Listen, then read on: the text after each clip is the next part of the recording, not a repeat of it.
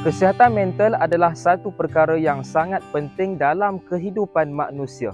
Tidak dikatakan seseorang itu mempunyai kesihatan yang baik sekiranya dia tidak mempunyai kesihatan mental. Maka, penjagaan kesihatan mental adalah satu perkara yang sangat penting bagi semua peringkat umur.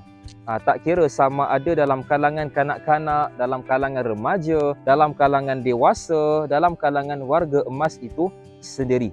Maka pada hari ini, saya ingin menyentuh tentang kesihatan mental dalam kalangan warga emas secara ringkas. Berdasarkan satu fakta statistik yang disebutkan oleh Pertubuhan Kesihatan Sedunia, World Health Organization, dia anggarkan seramai 236 orang dari 100,000 orang dalam lingkungan umur 45 tahun hingga 64 tahun mengalami penyakit mental. Maka kebiasaannya penyakit mental yang berlaku dalam kalangan golongan warga emas seperti demensia ataupun dikenali juga sebagai nyanyuk, dan kebiasaannya yang berlaku dalam kalangan warga emas penyakit seperti kemurungan ataupun dalam bahasa Inggeris ini disebutkan sebagai depression. Apakah itu demensia? Secara ringkasnya, demensia itu adalah kehilangan keupayaan dari sudut daya fikir itu sendiri dan dari sudut ingatan. Maka di sini itu secara ringkas ini tentang nyanyuk. Kemurungan itu apa dia? Kemurungan adalah perasaan sedih yang berpanjangan, rasa kosong dalam hidup itu sendiri. Maka itu secara ringkas tentang kemurungan. Apakah yang perlu kita tahu tentang usia warga emas ini? Apabila seseorang itu mencapai usia warga emas, kebiasaannya berlaku kemerosotan dari sudut daya berfikir, kemerosotan dari sudut kecergasan tingkah laku,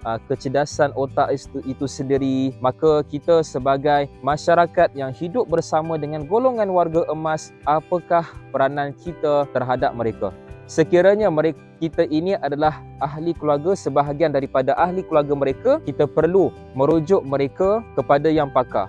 Meminta bantuan daripada pakar, daripada doktor untuk membantu mereka. Dan sekiranya mereka mendapat ubat daripada pakar itu sendiri, peranan kita sebagai ahli keluarga perlu sentiasa memperingatkan kepada mereka tentang makan ubat mengikut waktu yang disarankan oleh doktor itu sendiri.